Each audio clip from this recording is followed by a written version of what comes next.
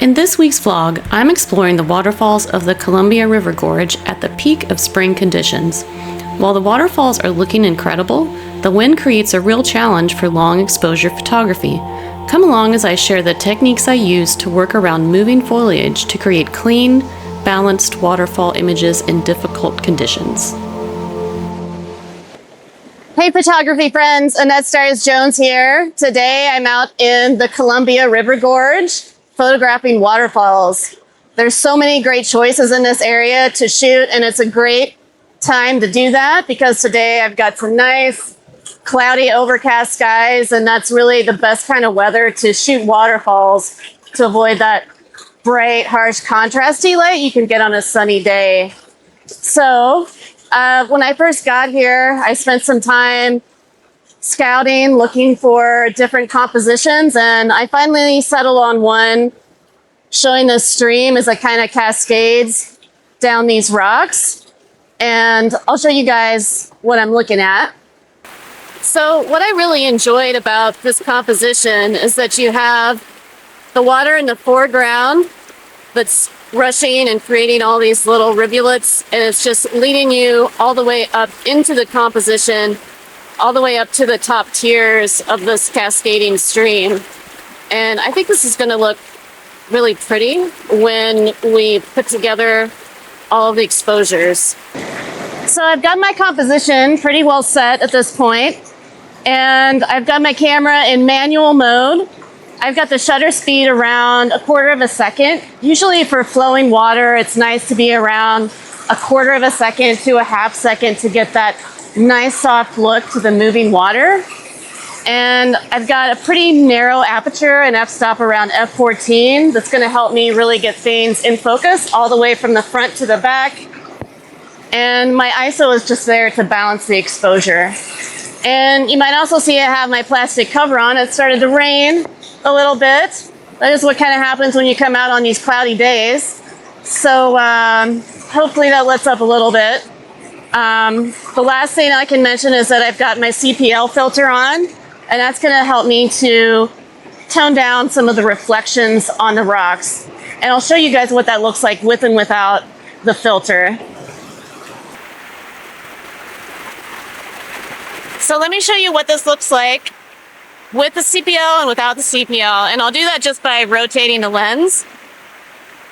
So when I turn it to 90 degrees, we see all of those highlights and reflections start to come out. But if I turn it another 90, the polarization on the filter is going to cut all of those reflections. So it's a great tool to use when you're out shooting waterfalls and bring down some of those reflections and really focus on just the pattern of the moving water.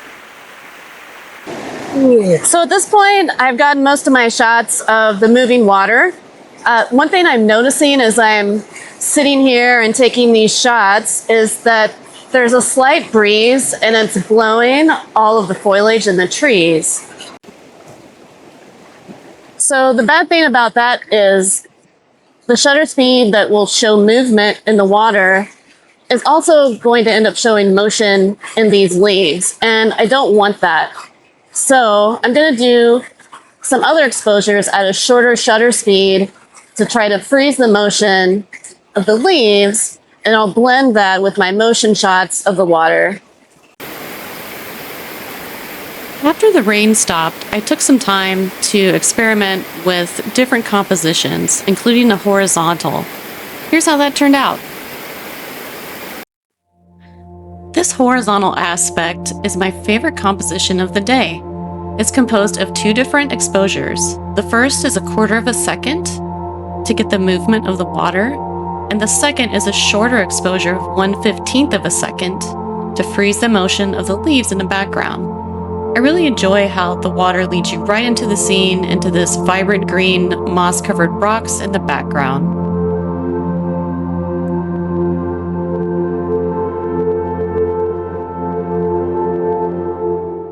Another thing I wanted to mention at this point was that this was not my original intended composition for the day. I had head out to see Emerald Falls, which actually looked quite different than how it used to before recent wildfires in the area. It really has changed the look of a lot of waterfalls in the Columbia Gorge area, so it's always best to check trip reports and see what has happened in the most recent months to the particular place you're going to go hiking. The next day, we started out on hike number 2, just a short distance from Emerald Falls, only a 10-minute drive down the road.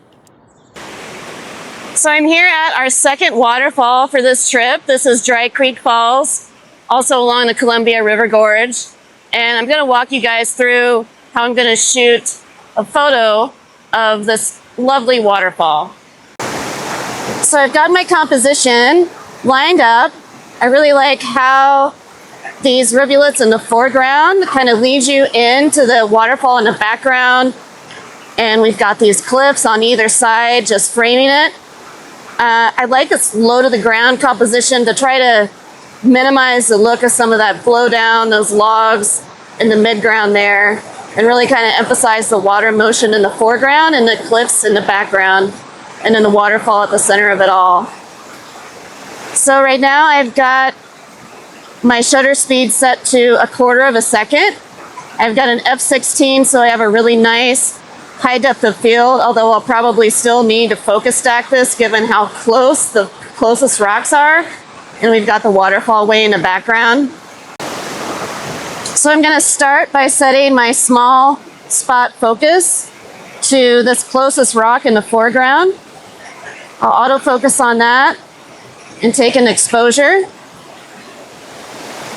Now we'll check it and see how that looks. Visually looks pretty good.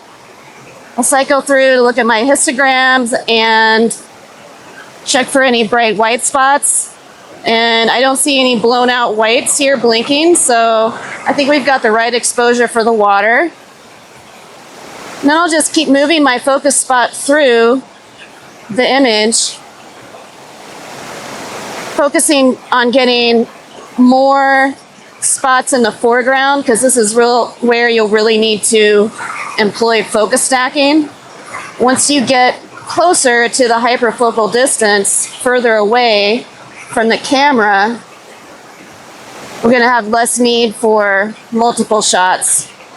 But I always like to take several and have more than I need, rather than have a dead area of stuff in the middle that's not in focus.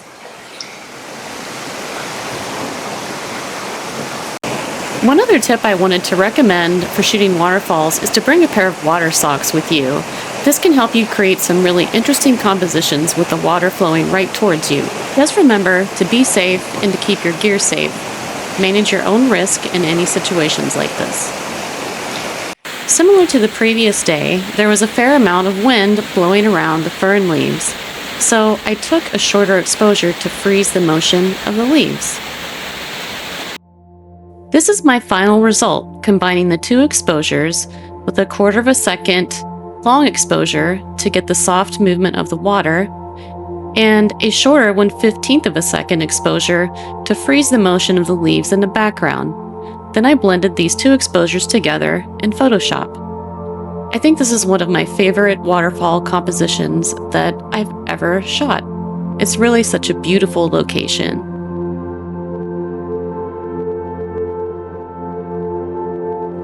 While at Dry Creek Falls, I took the time to experiment with different shutter speeds to show the effect on the moving water. A 1/4 second is on the left, and 1/2 second is on the right. Which do you prefer? Drop a note in the comments and let me know. I hope you enjoyed this week's video about photographing waterfalls in the Columbia River Gorge. Remember, if you do go out to that area, to exercise caution, as much of the area was impacted by wildfires. If you enjoyed this video, please consider clicking like and subscribe. I hope you learned some helpful tips from this video about shooting waterfalls. If you'd like to continue your journey learning about photographing waterfalls, check out the link below for my one-on-one landscape photography coaching sessions. Thanks for watching.